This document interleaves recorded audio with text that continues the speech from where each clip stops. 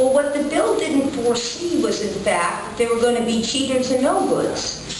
And that, in fact, that there was a phony manipulation of the energy market that occurred, because when the rolling blackouts occurred, suddenly electricity was in demand.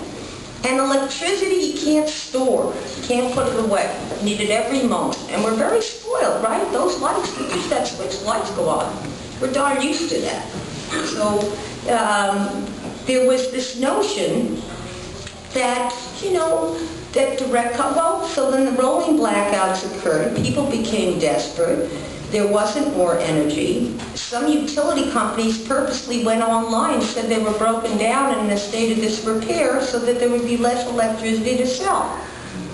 Now, the federal government, if you remember, the Dave administration was fighting with the Bill Clinton administration at the time, saying, well, you should regulate these wholesale markets.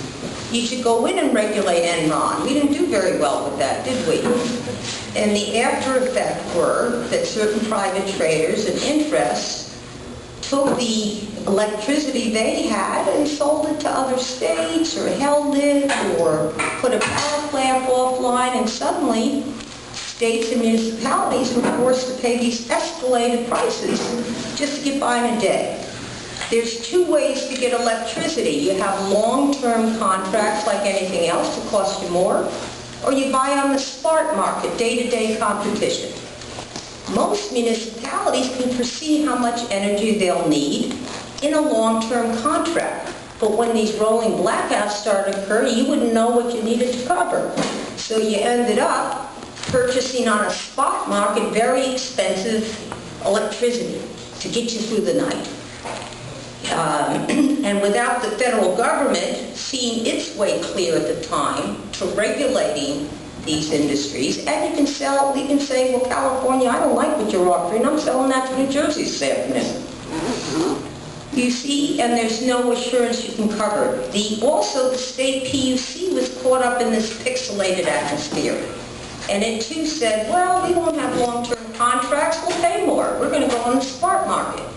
So everybody, Gray Davis is trying to figure out what to do. The lights are out all over the state. Generators are being used. Things are failing. People are desperate. There's fed-upness and despair. And again, did it adversely affect, in a near crisis proportion, a lot of poor people, elderly people, others. So in effect, at the end, they looked at this thing. The climate was, oh my God, we passed deregulation. It's a failure. We're taken advantage of. We have rolling blackouts. What are we going to do? We're in despair, California. So it led a climate that allowed us to give birth to the idea of a CCA. Because we said, well, gee, little communities should be allowed to adopt their public values and buy the kind of power that they want that reflects their values. And we said, well, gee, San Francisco is cold, cold, cold, cold. Part of our power rate is locked in with Los Angeles and Anaheim, right? We don't have air conditioning. God forbid, I wish I had a heater, you know. So there's two concepts. So the CCA was born. Ray Davis resisted it the first time. He vetoed the bill.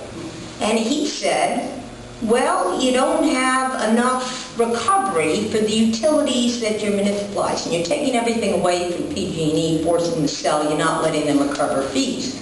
So to assuage PG&E and fight a little bit the length of the time, we let the exit fees be included. Something PG&E wanted. It's the third thing they mention in this mailer, which tells you what's wrong with CCAs.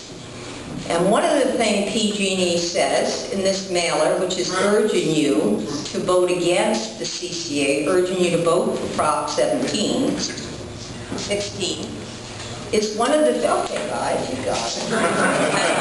Sweet 16 was a long time ago for me. I'm sorry about that, but I appreciate that. But I'm just struck by the fact today, as I received a mailer at home, because it's one of the deals that we made at the time to assuage the utilities was let them recoup some of their costs. It allowed us, in the most hostile climate, and Alan and I were just saying over dinner, we can't imagine we got this goddamn thing passed when we did. They let us do it, really. And it was just the desperation of the time. So lastly, AB 117 says if it's a community value and choice to purchase bulk power independently, it can do so as a municipality. It can join with other municipalities. If the Board of Supervisors says it's okay, then it can investigate the pursuit of green purchases independently. And that's the reason San Francisco would want to do it. There may be other reasons that Anaheim might. And the very facts that are being refuted and used to campaign against the measures are the inclusions of certain provisions that PG&E begged for. Moreover, AB 117 says explicitly that PG&E is required, if the board adopts, and therefore the citizenry, a community choice aggregation plan.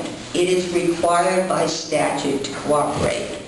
Now, campaigning for Prop 16 is exactly in a parallel or a challenge of that directive. Now, why did they do it at the time? I think they were silent. They supported the bill at the time because there was an hysterical climate where also the utilities, because of the regulation of 1890 I just talked about, some of them went into bankruptcy. Remember when PG&E was in bankruptcy around the times of rolling blackouts? Because we would make them pay less for only charge you a certain amount when they had to go purchase on the spot market and they were losing their shirts.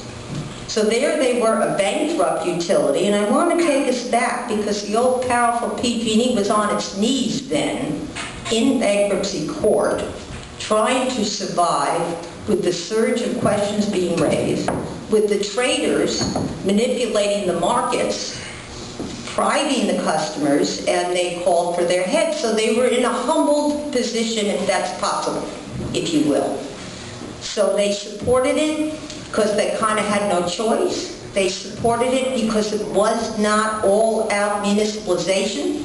They still would get the grid and the methods of transmission. And they figured that they could also compete in the retail energy market.